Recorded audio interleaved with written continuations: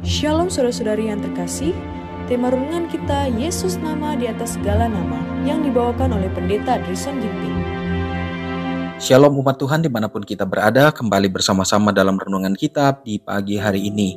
Sabtu 10 Agustus 2024 dengan judul Dilambangkan Berkas Sebuah Sulung yang Dilambaikan. Ayatnya di dalam 1 Korintus 15 ayat 23. Tetapi tiap-tiap orang menurut urutannya, Kristus sebagai buah sulung. Sesudah itu mereka menjadi miliknya pada waktu kedatangannya. Pada musim panas tahun 1844, yaitu pertengahan antara musim panas dan musim gugur, pada tahun itu juga, waktu yang diperkirakan sebelumnya, nubuatan 2300 hari akan berakhir, yang kemudian diketahui diperpanjang pekabaran itu, disiarkan dalam kata-kata kitab suci, mempelai datang, songsonglah dia.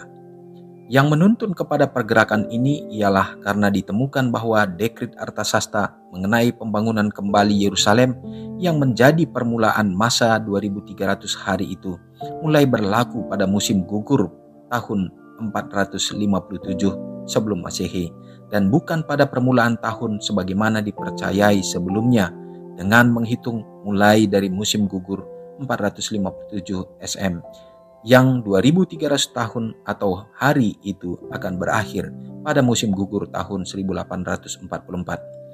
Penyembelihan domba Paskah adalah sebuah bayangan dari kematian Kristus.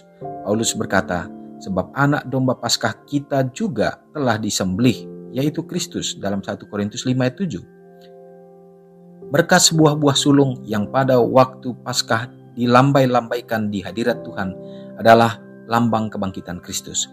Paulus berkata mengenai kebangkitan Tuhan dan umat-umatnya. Kristus sebagai buah sulung. Sesudah itu mereka yang menjadi miliknya pada waktu kedatangannya. 1 Korintus 15 ayat yang ke-23.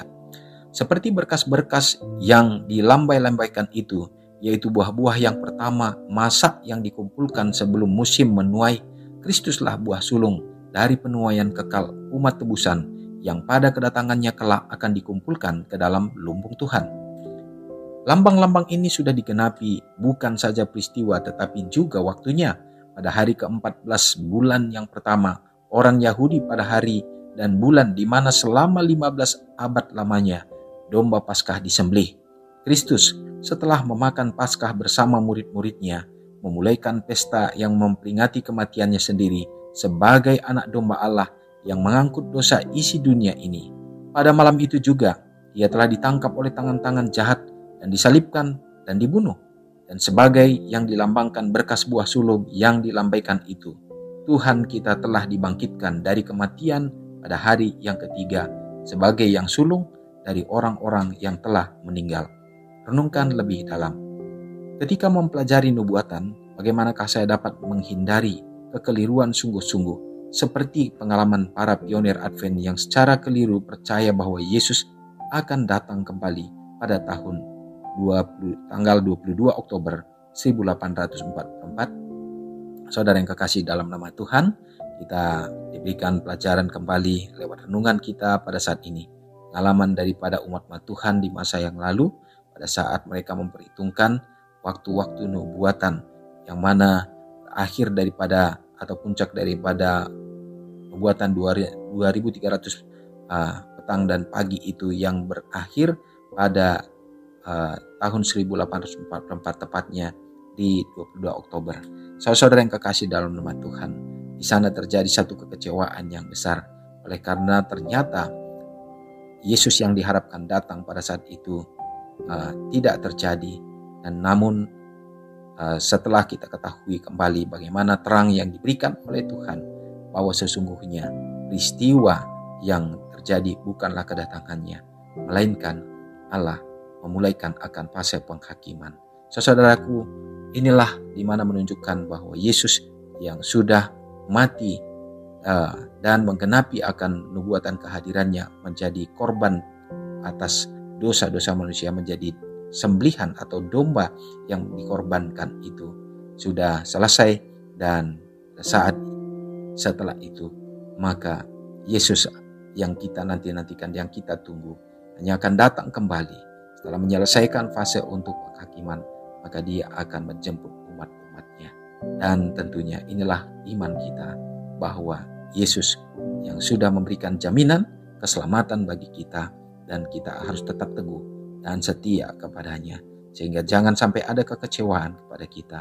Tinggal pada saat ini waktu apa yang harus ada dalam pikiran kita, yaitu menantikan kedatangannya. Tidak ada yang lain lagi selain kita mempersiapkan diri kita. Semoga Tuhan menolong kita. Mari kita berdoa. Allah Bapa yang bertahta di dalam kerajaan sorga, terpujilah Engkau ya Tuhan, oleh karena berkat-Mu menjadi bahagian kami. Kami memuji memuliakan Engkau sebagai Allah pencipta, Allah yang sudah menjadikan kami, dan juga ya Bapa yang menebus kami dari dosa kami melalui Yesus Kristus. Ya Tuhan, terima kasih, dan biarlah pekabaran yang sudah kami dapatkan ini, bahwa Yesus yang terlahir menjadi domba Paskah bagi kami ya Tuhan, saat ini kami sudah menerimanya. Dan biarlah pada saat kami sudah melalui itu, maka kami akan tetap memperingatinya ya Bapa, untuk dapat menerima karunia kekuatan yang Tuhan akan berikan melalui iman kami atas pengorbanan Kristus, sehingga mempersiapkan kami untuk sedia dalam menantikan kedatangan Tuhan. Terpujilah Engkau Bapa, berkati umat-umat-Mu dimanapun berada, dalam persekutuan dengan umat-umat-Mu dalam gereja, untuk menyelesaikan misi pekabaran Injil ke seluruh dunia ini, menyampaikan pekabaran 3 malaikat untuk memanggil semua anak-anak Tuhan untuk menyembah Allah yang benar. Biarlah Tuhan akan berkati anak-anak dalam pertumbuhan, dalam perkembangan, terutama supaya orang-orang muda kami Tuhan, mereka juga jadi anak-anak muda yang berdiri teguh sebagai tiang-tiang bagi gereja-Mu. Berkati bangsa dan negara kami ya Bapa. Tuhan akan lindungi. Demikian juga bagi semua pimpinan kami, mulai dari yang terendah sampai yang tertinggi, diberikan kebijaksanaan. Dan harapan kami senantiasa ke depannya Tuhan, kami masih tetap memiliki satu kebebasan memuji memuliakan Tuhan. Dan bahkan Bapa, kami dapat menyampaikan kabar keselamatan ini, sehingga banyak jiwa yang dipersiapkan. Bapa yang baik, begitu banyak umat-Mu yang hari ini juga bersuka cita merayakan hari ulang tahun mereka. Tuhan, pertambahkanlah kesehatan, hikmat, akal budi, dan juga dengan panjang umur Tuhan akan isi dengan kebahagiaan. Semoga kasih itu mempersiapkan mereka juga sedia dalam menyambut kedatangan Tuhan. Semoga berkat yang sama menjadi bagian kami. Terpujilah Engkau Bapa, mengampuni dosa kami, karena doa ini hamba serahkan dalam nama Yesus yang sudah menyelamatkan kami. Amin. Shalom, selamat pagi, Tuhan Yesus memberkati. Ingatlah Matius 5 ayat 13-16. Biarlah kamu menjadi garam yang mengasinkan dan terang yang menyinari kehidupan orang lain. Jangan lupa subscribe, like, dan share ke seluruh dunia.